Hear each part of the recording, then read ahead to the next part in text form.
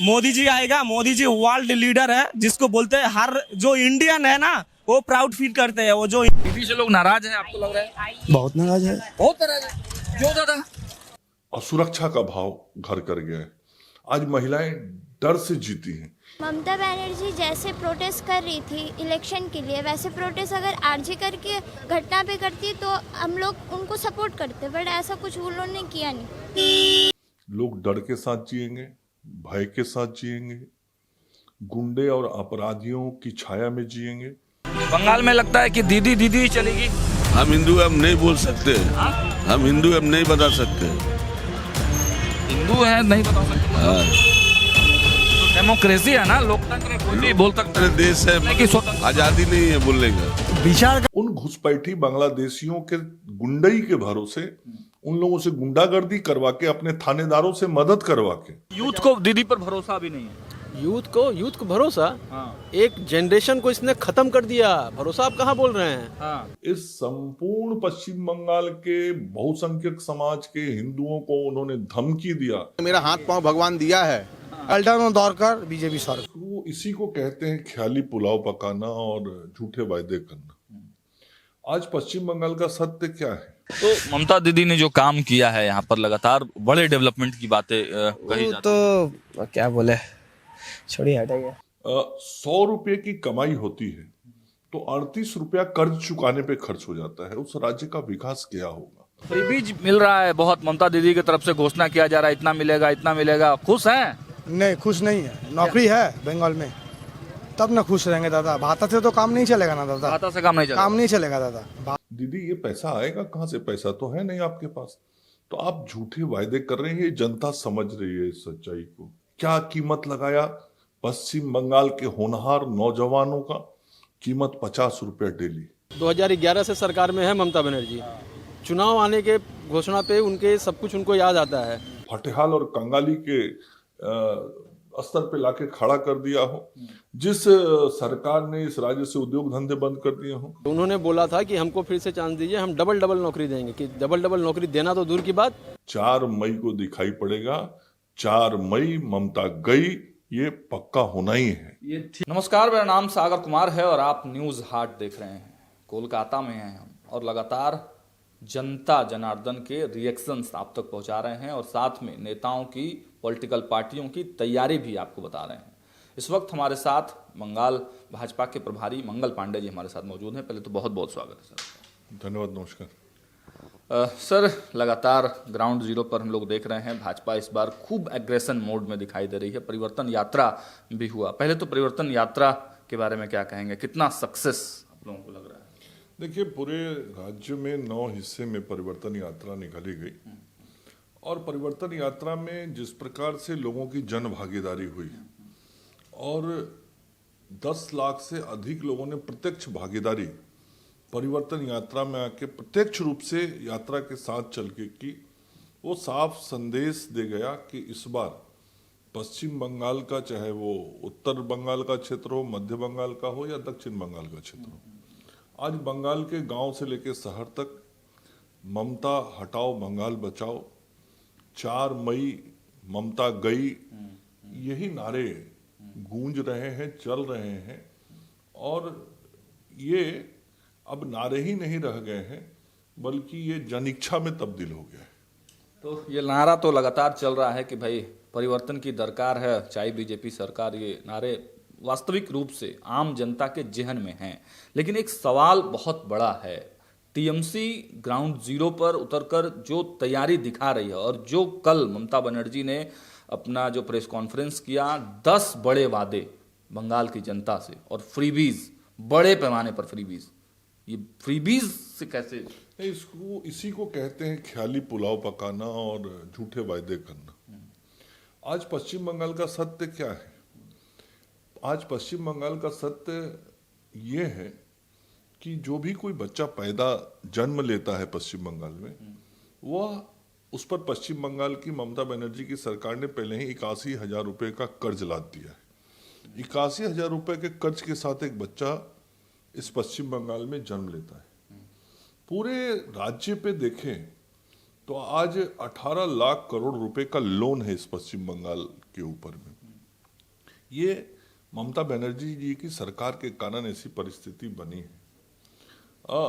जिस राज्य के अंदर 100 रुपये की कमाई होती है तो 38 रुपया कर्ज चुकाने पे खर्च हो जाता है, उस राज्य का विकास क्या होगा? उस राज्य के लिए विकास के पैसे कहां से आएंगे? और दूसरी तरफ मुख्यमंत्री आगामी चुनाव में लोगों के वोट लेने के लिए जो घोषणाएं करती हैं उसमें जितने पैसे की जरूरत है वो पैसे खजाने में है नहीं। जैसा मैंने आपको बताया कि लोग आज 81,000 रुपये के लोन के साथ जन्म लेते हैं। 18 लाख करोड़ रुपए का लोन पश्चिम बंगाल के ऊपर हो गया है। 100 रुपये की कमाई में 38 रुपया चला जाता है कर्ज चुकाने में। जिस सरकार के खजाने में पैसे नहीं हैं उस सरकार के द्वारा बड़ी बड़ी घोषणाएं की जा रही हैं कि हजारों हजार करोड़ रुपए जन कल्याण पे खर्च किए जाएंगे। दीदी ये पैसा आएगा कहाँ से? पैसा तो है नहीं आपके पास, तो आप झूठे वायदे कर रहे हैं। ये जनता समझ रही है इस सच्चाई को। आज क्या कीमत लगाया पश्चिम बंगाल के होनहार नौजवानों का? कीमत 50 रुपया डेली, 1500 रुपये महीना देंगे। 50 रुपया क्या एक होनहार बंगाली नौजवान की कीमत है क्या प्रतिदिन की?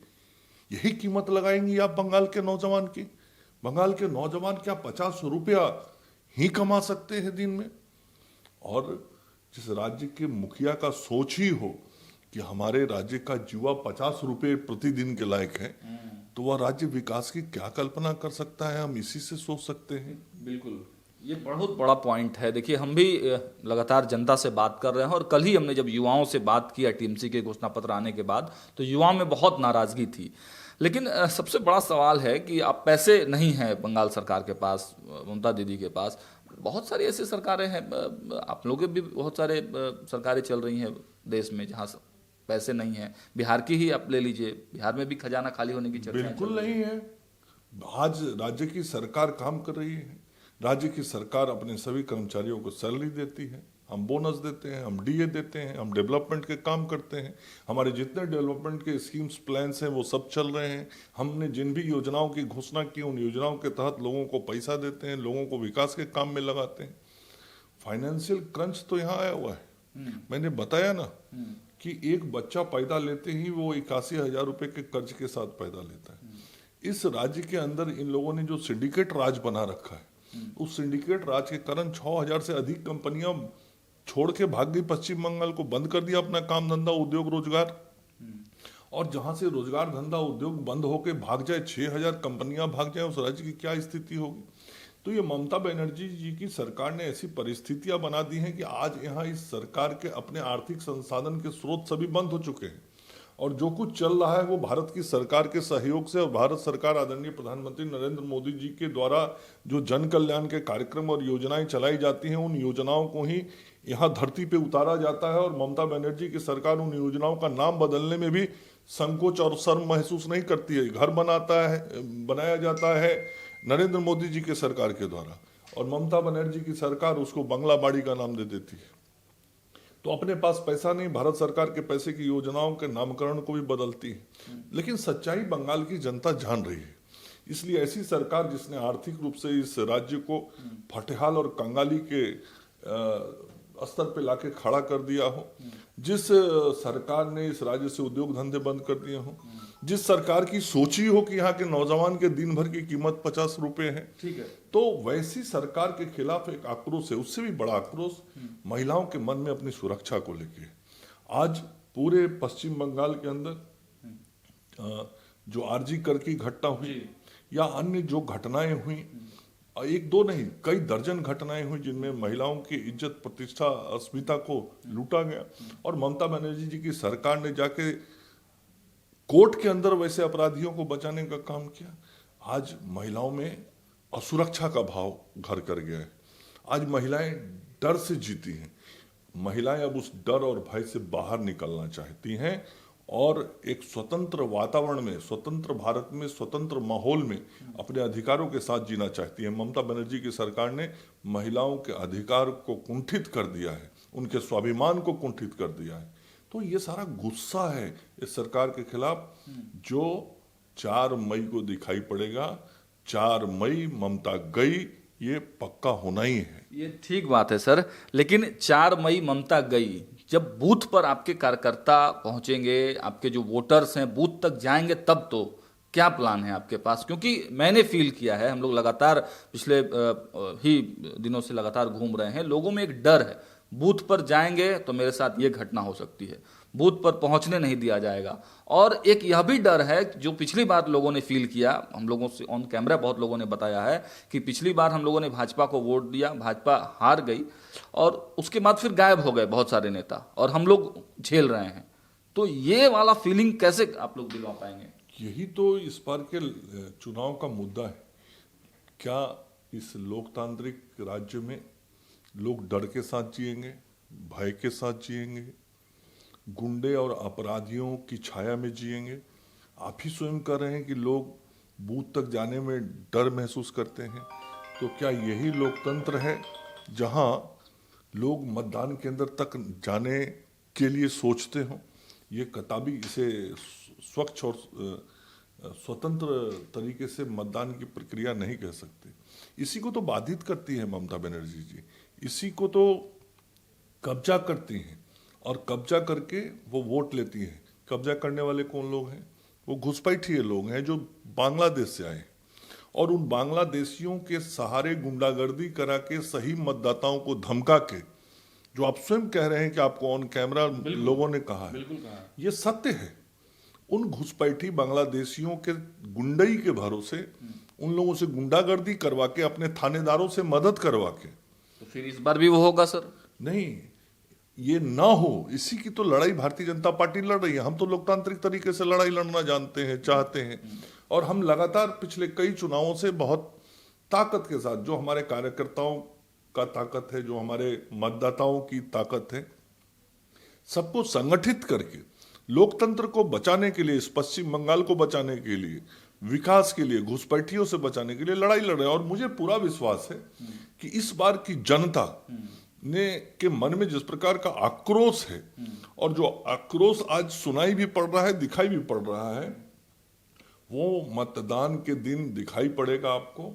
और इस बार मतदाता चाहे कुछ भी करना पड़े अपने अधिकार के लिए, वो लड़ाई लड़के मतदान केंद्र तक जाएंगे और मतदान करेंगे। अंतिम के 1-2 सवाल हैं। भाजपा का कोई बैकअप प्लान है क्या? क्योंकि ममता बनर्जी जिस प्रकार से रिएक्ट कर रही हैं, आप देखिए कि ईडी की फाइल छीन लेती हैं, राष्ट्रपति जब आती हैं यहाँ तो किस तरीके का व्यवहार, मतलब रिसीव भी नहीं करने जाती हैं, और दूसरी तरफ ममता बनर्जी एक इस तरह की मतलब अपने आप को प्रोजेक्ट कर रही है कि बंगाली मानुष जो है वो विश्वास ममता दीदी पर ही करे।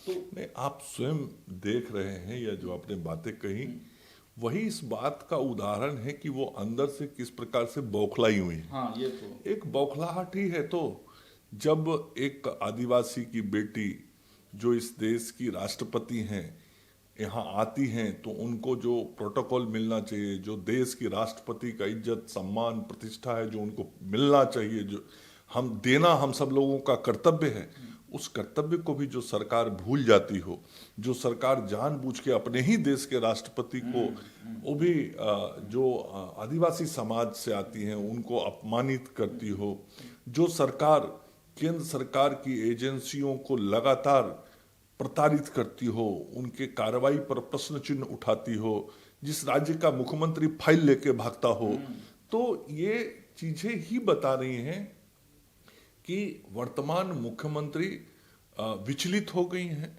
वर्तमान मुख्यमंत्री घबराहट में है, और घबराहट में ये सारी कार्य कर रही हैं, गतिविधियां कर रही हैं, बयान भी दे रही हैं।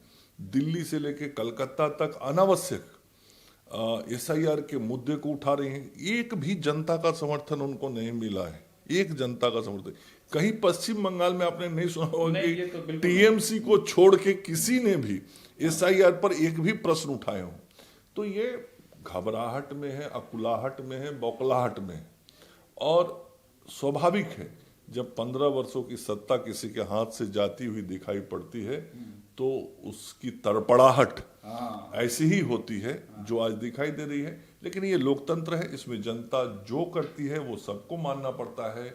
ममता बनर्जी जी को भी 4 मई को मानना पड़ेगा, जब उनको राजभवन में जाके, लोक भवन में जाके अपना इस्तीफा राज्यपाल को देना। अंतिम टिप्पणी चाहेंगे जिस प्रकार से उन्होंने कहा कि बंगाली हिंदू को हम सुरक्षित करके रखे हुए हैं, हम टीएमसी उन्होंने धमकी दिया इस संपूर्ण पश्चिम बंगाल के बहुसंख्यक समाज के हिंदुओं को, उन्होंने धमकी दिया कि यदि मैं ना रहूं तो आप सुरक्षित नहीं हो। क्यों? क्योंकि दूसरे संप्रदाय के लोग आपको सुरक्षित नहीं रहने देंगे, मतलब मेरे कारण आप सुरक्षित हो, नहीं तो हिंदुओं तुम्हारी जान खतरे में है। ऐसा कोई संवैधानिक पद पर बैठा हुआ व्यक्ति सार्वजनिक रूप से बयान देगा क्या? ये भी उनकी बौखलाहट का बयान है। समझ में ही नहीं आ रहा उनको कि वो बोल क्या रही हैं। और आप लोगों के नहीं, काट नहीं, जनता तैयार है, जनता चैलेंज कर रही है कि आप मुझे धमकी दोगी लोकतंत्र में और मैं बर्दाश्त करूंगा, मैं चुनाव में बता दूंगा कि क्या सही है क्या गलत है, जनता बता देगी। चलिए, तो जनता बता देगी। भाजपा इसी फॉर्मूले पर काम कर रही है और देखिए 4 मई दीदी गई, यही नारा जो है भाजपा इस वक्त दे रही है और बिल्कुल जनता भी काफी गुस्से में है। कई जो बयान है हम लोग लगातार आप लोग तक पहुंचा रहे हैं। फिलहाल ग्राउंड जीरो पर हमारी मौजूदगी है और हर अपडेट और पब्लिक की रुझान आप तक पहुंचाते रहेंगे। देखते रहिए न्यूज़ 8। बहुत बहुत धन्यवाद।